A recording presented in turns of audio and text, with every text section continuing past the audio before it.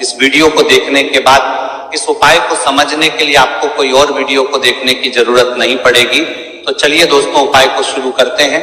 देखिए, ये इस भाद्रपद मास के संकष्टी चतुर्थी के दिन ये इतना खास होता है, इतना महत्वपूर्ण होता है। देखा गया है कभी कभी बड़े बड़े पूजा पाठ अनुष्ठान से जो मनोकामना पूर्ण नहीं होते, वो भाद्रपद मास की संकष्टी चतुर्थी के दिन एक छोटे से उपाय करने से ही आपकी मनोकामना पूर्ण हो जाती है। और बहुत सारे लोगों ने इस उपाय को किया भी है और उनको इस उपाय को करने का फल भी जरूर मिला है।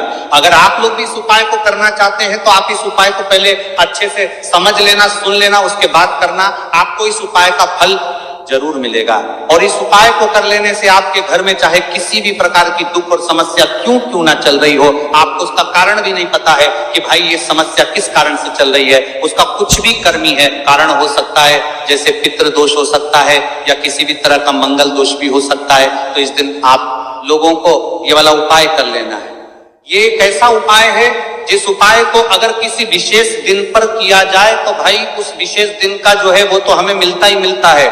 हाँ, पर हमने उस दिन पर इस उपाय को किया है तो हमें उससे भी बड़ा फल मिलता है, और फल बहुत जल्दी मिलता है क्योंकि आप इस उपाय को बहुत ही बड़े और विशेष दिन पर कर रहे हो।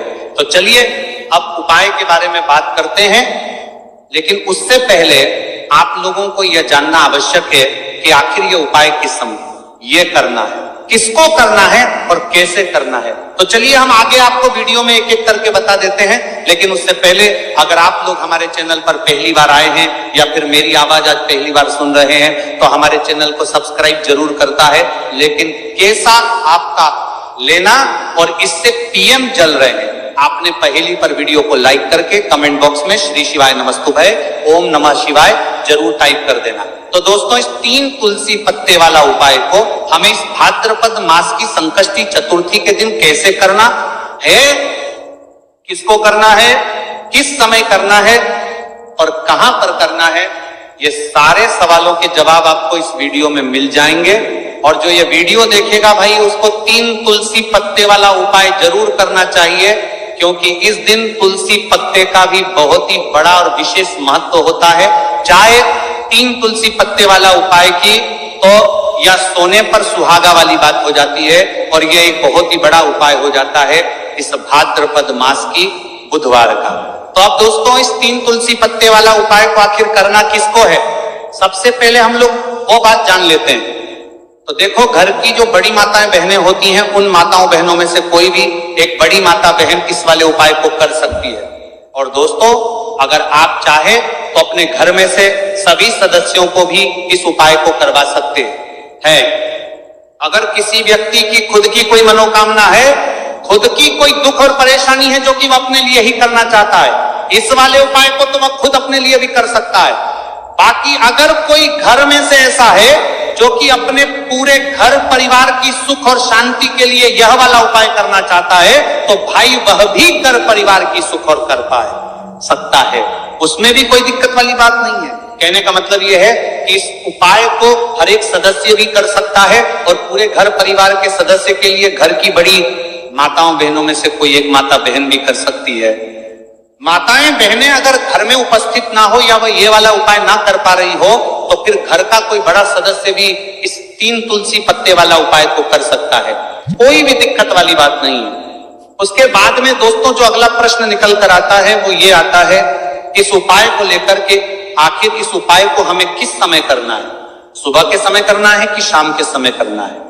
तो देखो, इस वाले उपाय को आप लोग सुबह के समय भी कर सकते हो और शाम के समय प्रदोष काल में भी कर सकते हो। अब अगर आप पूछो कि भाई साहब सबसे उत्तम समय कौन रहेगा इस 3 तुलसी पत्ते वाला उपाय को करने का, तो हम आपसे बस यही कहेंगे कि इस उपाय को आप सुबह के समय करेंगे तो ज्यादा बेहतर होगा। बाकी अगर प्रदोष काल शाम के समय भी करेंगे तो भी अच्छा होगा, उसमें कोई भी दिक्कत वाली बात नहीं है। तो अब दोस्तों जो अगली सबसे बड़ी और महत्वपूर्ण बात आती है वह ये आती है कि सुबह अगर हम उपाय को करेंगे तो हमें कितने बजे से लेकर कितने बजे तक के बीच में करना है, और शाम के समय प्रदोष काल में करेंगे तो हमें कितने बजे से लेकर कितने बजे के बीच में करना है। तो देखो, सुबह जितनी जल्दी हो सके आप उपाय को करने की कोशिश करना। बाकी अगर किसी कारणवश लेट भी हो जाओ, थोड़ी देर भी हो जाए तो 10 या 11:00 बजे तक भी आप उपाय कर लेना, और 12:00 बजे से ज्यादा देरी ना हो। ठीक है, इस बात का ध्यान रखना। उसके बाद में दोस्तों, अगर शाम के समय प्रदोष काल की बात करें, प्रदोष काल का जो समय होता है वह शाम के 6 बजे से शुरू हो जाता है। मतलब शाम के 6 बजे से लेकर 7 बजे के बीच का जो समय होता है, यह समय प्रदोष काल का समय होता है। तो आप इस उपाय को 7 या 8 बजे के बीच में भी कर सकते हो। मतलब शाम के 6 बजे से रात 8 बजे के बीच में आप कभी भी इस वाले उपाय को कर सकते हो, उसमें कोई भी दिक्कत वाली बात नहीं है। तो देखो दोस्तों, सबसे पहला उपाय देखिए आपको क्या करना है। देखिए, भाद्रपद मास के दिनों में विशेषकर भगवान शिव और माता पार्वती और विष्णु भगवान का पूजन किया जाता है। अब साथ ही साथ संकष्टी चतुर्थी तिथि का दिन भी पड़ गया है, तो ऐसा समझ लीजिए आपके जीवन में धन भी आएगा, सुख भी आएगा, धन बढ़ेगा भी, और साथ ही साथ आपके जीवन के सारे संकटों को भगवान शिव जी दूर कर देंगे। तो चलिए सबसे पहले बात कर लेते हैं सबसे पहले उपाय की, जो कि बुधवार वाले दिन आपको विशेष करना है। और इस उपाय को करने से आपकी कोई भी ऐसी इच्छा, कोई भी विश जो अभी तक अधूरी है, पूरी नहीं हो रही है, तो आपकी बड़ी से बड़ी विश और मनोकामना भी पूरी हो जाती है। जब आप संकष्टी चतुर्थी तिथि वाले दिन इस पहले उपाय को कर लेते हैं, तो देखिए आप सभी जानते हैं कि श्री हरिविष्णु जो है, उन्हें तुलसी दल सबसे प्रिय है। बिना तुलसी माता के श्री हरिविष्णु अधूरे हैं, और बिना तुलसी पत्तों के श्री हरिविष्णु का भोग अधूरा है। अब श्री हरिविष्णु को प्रसन्न करके आप अपनी किसी भी मनोकामना को पूरा कर सकते हैं, क्योंकि श्री हरिविष्णु प्रसन्न हो गए तो आपकी कोई भी विष्णु का पता ना हो गए और इच्छा मनोकामना अधूरी नहीं रहेंगी। देखिए, हम सभी के घरों में माता तुलसी का पौधा अवश्य ही होता है। तो देखिए, हमें तुलसी जी के पौधे से सबसे पहले तो 3 पत्ते तोड़ने हैं। देखो, संकष्टी चतुर्थी वाले दिन आपको तुलसी के पत्ते नहीं तोड़ने हैं, तो देखिए तुलसी जी के आपको 3 पत्ते तोड़ लेने हैं, और इन तुलसी जी के पत्तों को तोड़ने के बाद आपको 1 चुटकी हल्दी भी अपने साथ में लेनी है। हल्दी के अंदर आपको जल मिलाकर के पेस्ट के रूप में तैयार करना है, और इसी के साथ में आपको एक दीपक भी लेना होगा। दीपक आप मिट्टी का भी ले सकते हैं, आटे का भी ले सकते हैं, और इस दीपक में आपको शुद्ध घी डाल के इसमें आपको लंबी रुई की बाती का प्रयोग करना है। देखिए दोस्तों, आपके पास है 3 तुलसी जी के पत्ते हैं। तो पहला जो तुलसी जी का पत्ता है, उस पर आपको सबसे पहले तो जो आपने हल्दी ली है उसकी एक बिंदी लगानी है। और पहला जो तुलसी जी का पत्ता है, आपके घर में भगवान विष्णु का चाहे कोई सा भी स्वरूप हो, चाहे लड्डू गोपाल जी का स्वरूप हो, या फिर भगवान कृष्ण की आपके मंदिर में प्रतिमा हो, या फिर भगवान श्री राम की प्रतिमाएं उनके सामने, आपको पहला तुलसी जी का पत्ता अर्पित करना है। अब देखिए दोस्तों, आपके पास जो 2 तुलसी जी के पत्ते हैं और आपके पास जो एक दीपक है, इन्हें आपको लेकर के पहुंचना है अपने ही घर में तुलसी जी के पौधे के पास में। देखिए, सबसे पहले तो आपके पास जो 2 तुलसी जी के पत्ते हैं, उन पर भी आपको हल्दी की एक बिंदी लगानी है, और उन दोनों ही तुलसी जी के पत्तों को आपको अपने घर में तुलसी जी के पौधे के वहां पर ही अर्पित कर देना। और इस प्रकार से ये दोनों पत्ते भी तुलसी जी के पौधे के पास मम अर्पित कर देने हैं। और इस प्रकार से करने के बाद अंत में जो आपके पास एक लंबी बाती का दीपक है, इसे आपको तुलसी जी के पौधे के पास में ही प्रज्वलित कर देना है। जो भी व्यक्ति अपने ही घर पर इस प्रकार से तुलसी जी के 3 पत्तों का ये उपाय कर लेता है, तो उसका परिवार हमेशा खुश रहता है, उसके परिवार में कभी भी कोई भी संकट उत्पन्न नहीं होता है, और यदि आपके घर में जो भी ग्रह क्लेश है वो भी समाप्त होते हैं। तो इस प्रकार से ये सुंदर सा उपाय करना है। अब बात करते हैं अगले उपाय की।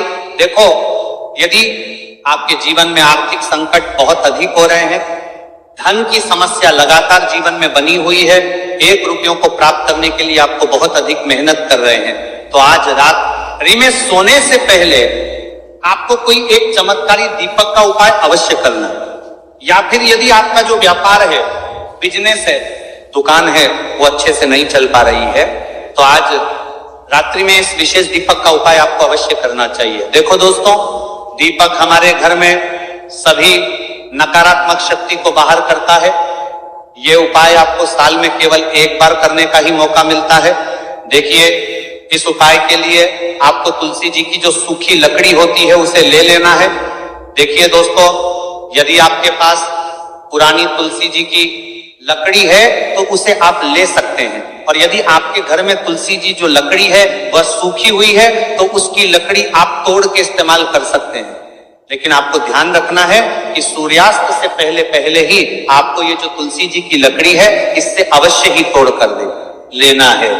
तो इस उपाय के लिए आपको सबसे पहले तो एक मिट्टी का दीपक लेना होगा, चाहे तो आटे का दीपक भी ले सके, क्योंकि आटे का दीपक सभी दीपक में सर्वोत्तम माना गया है। इस दीपक के अंदर आपको शुद्ध घी का प्रयोग करना होगा, और इससे दीपक के अंदर आपने जो तुलसी जी की लकड़ी ली है उसे भी रख देना है। लेकिन ये जो तुलसी जी की लकड़ी है इसमें आपको चारों तरफ अच्छे से घी लगा लेना है। देखिए, गुरु जी ने बताया है कि जो तुलसी जी की लकड़ी है यदि आप उपाय करते हैं और बहुत ही शीघ्रता से जल जाती है तो इसके लिए आपको एक कार्य करना है।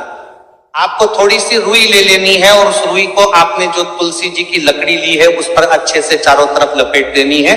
तुलसी जी की लकड़ी के ऊपर रुई लपेटने के बाद इसे आपको पूरा घी के अंदर डुबो लेना है। अब इसे आपको बाती से बर्तन की आग के बीच में काट रहे की पर देना है के रूप में प्रयोग करना है। अब दोस्तों, इस दीपक को आपको प्रज्वलित कहां करना है? तो इस दीपक को आपको या तो भगवान विष्णु के सामने प्रज्वलित करना होगा या फिर आपको भगवान श्री राम के सामने प्रज्वलित करना होगा। तो लौटाने के लिए प्रज्वलित करना होगा या फिर भगवान कृष्ण के सामने, यानी कि भगवान विष्णु के जो भी अवतार हैं उनके सामने आप ये दीपक प्रज्वलित कर सकते हैं, या फिर आप इस दीपक को माता तुलसी जी के सामने भी प्रज्वलित कर सकते हैं।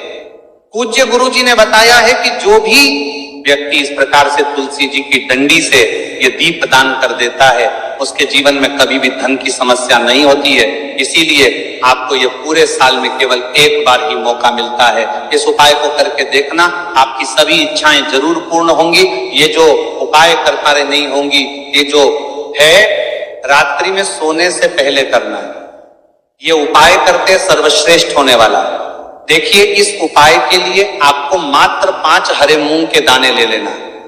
देखिए, तिथि है और ये बुधवार के दिन पड़ रही है, इसीलिए आपको 5 हरे मूंग के दाने लेना है। हरे मूंग के दाने लेना है कि दाने आपको साबुत लेने हैं, खंडित नहीं होने चाहिए। इस बात का ध्यान रखें। और इसी के साथ में आपको एक तांबे के पात्र के अंदर अपने घर से शुद्ध जल ले लेना है। अब दोस्तों, इन सभी सामग्रियों को लेकर के आपको सीधे पहुंच जाना है भगवान शिव के मंदिर में। देखिए, इस उपाय को भी आप सुबह भी कर सकते हैं और शाम के समय में भी कर सकते हैं। देखिए, भगवान शिव के मंदिर में पहुंचने के बाद आपके पास जो 5 हरे मूंग हैं उनमें से पहला जो हरा मूंग है, आपको शिवलिंग के सामने जो नंदी महाराज होते हैं और उनका जो पैर उठा हुआ होता है वहां पर आपको पहला हरा मूंग समर्पित करता है, वहां पर जो देना है। और आपको ओम नमः शिवाय इस मंत्र का जाप कर लेना है। फिर आपको दूसरा हरा मूंग लेना है और शिवलिंग पर जो श्री गणेश जी वाला स्थान होता है वहां पर आपको ये दूसरा हरा मूंग समर्पित कर देना, यानी कि शिवलिंग के सीधे तरफ आपको ये दूसरा हरा मूंग समर्पित करना है। और फिर आपको ओम नमः शिवाय या फिर श्री गणेशाय नमः इस मंत्र का जाप कर लेना है कि सरा हरा मूंग का दान आपको भगवान शिव की सबसे प्रिय पुत्री माता अशोक सुंदरी वाले स्थान पर समर्पित करना होगा। शिवलिंग की जो जलाधारी होती है, जहां से जल बह के आता है, उसी जलाधारी के बीच में जो कहीं ना कहीं उठी हुई लाइन होती है सांप की आकृति के रूप में, वहीं पर आपको तीसरा हरा मूंग समर्पित करना है। और फिर आपको ओम नमः शिवाय इस मंत्र का जाप कर लेना है। अब दोस्तों, चौथा जो हरा मूंग है उसे आपको भगवान कार्तिकेय जी का जो स्थान होता है शिवलिंग पर, वहां पर आपको ये चौथा हरा मूंग का दाना समर्पित कर देना है और आपको ओम नमः शिवाय इस मंत्र का जाप कर लेना है। अब दोस्तों, आपके पास जो 5वां और अंतिम हरा मूंग बचा हुआ है उसे आपको उसे जल के पात्र के अंदर डाल देना है और इस हरे मूंग से युक्त जल से आपको भगवान शिव के शिवलिंग का अभिषेक कर देना है। धीरे धीरे समर्पित करते जाना है। और लगातार आपको शिव महापुराण के मूल मंत्र श्री शिवाय नमस्तुभ्यम इस मंत्र का जाप करते रहना है। फिर आपको शिवलिंग के सामने बैठकर यदि आप अपने बच्चों के लिए ये उपाय कर रहे हैं, यदि आप अपने बच्चों के लिए महापुराण के मूल मंत्र में यहाँ पढ़ते जाना है, घोड़ा जितना की बेच की बुद्धि ज्ञान और विवेक के लिए उपाय कर रहे हैं, तो उसके लिए आपको प्रार्थना कर लेनी है, या फिर व्यापार में वृद्धि करने के लिए ये उपाय कर रहे हैं तो उसकी कामना करते हुए आपको प्रार्थना कर लेनी है, या फिर अपनी नौकरी के लिए कर रहे हैं, या फिर अपने इंटरव्यू के लिए, या फिर धन की प्राप्ति के लिए कर रहे हैं। जिस भी कामना के लिए आप उपाय कर रहे हैं उसे परिपूर्ण करने के लिए आपको महादेव से प्रार्थना कर लेनी है और फिर आपको वापस अपने घर आ जाना है। पूज्य गुरु जी ने कहा है कि जो भी व्यक्ति इस उपाय को कर लेता है तो यकीन मानिए आपके जीवन की जो सारे संकट कष्ट और बाधाएं हैं वह सभी समाप्त होंगे। अब हम बात करते हैं तीसरे विशेष उपाय। देखो, भाग्य का साथ आपको मिले तो गुरु बृहस्पति को मजबूत करना बहुत जरूरी होता है। इसीलिए पूज्य गुरुदेव ने एक बहुत ही सुंदर सा उपाय बताया था, जो कि है पीले चावल का थोड़े से अक्षत लेना, चावल लेना। अगर आपको ऐसा लगता है ना कि आपको किसी भी चीज में सफलता नहीं मिल पा रही, किस्मत का साथ आपको नहीं मिल पा रहा है, तो पीले चावल लेना। पीले चावल कैसे करोगे? 11 चावल लेना, साबुत उसके अंदर पीली जो पीला चंदन है वो आपको मिला देना है और चावल को पीला रंग कर देना है, ठीक है। साथ में लेना है एक बेलपत्र और साथ में लेना है तांबे के पात्र के अंदर जल, ठीक है। ये तीनों सामग्री लेकर के बुधवार संकष्टी चतुर्थी के दिन सुबह से लेकर के रात्रि तक जब आपकी इच्छा हो तब आप ये उपाय कर सकते हैं। अब आपको क्या करना है? भगवान शिव के मंदिर में जाएंगे, जो एक बेलपत्र है वह माता अशोक सुंदर वाले स्थान पर आपको अर्पित करना है। डंडे का हिस्सा जलाधारी की तरफ हो चाहिए, उस प्रकार से आपको ये बेलपत्र अर्पित करना है। जब बेलपत्र अर्पित करोगे तब आपको कुंदकेश्वर महादेव का नाम लेना है, माता अशोक सुंदरी वाले स्थान पर, ठीक है। आप जो चावल के दाने हैं, जो अक्षत लेकर के आए हैं, वह भगवान शिव के शिवलिंग पर आपको अर्पित करना है। जब आप अर्पित करोगे तब आपको बृहस्पतिश्वर महादेव का नाम लेना है। बृहस्पतिश्वर महादेव ही एक ऐसे महादेव है जो आपके गुरु ग्रह को मजबूत करता है, तो आपको इस प्रकार से अर्पित करना है। और अंत में एक लौटा जल धीरे धीरे पतले दरा से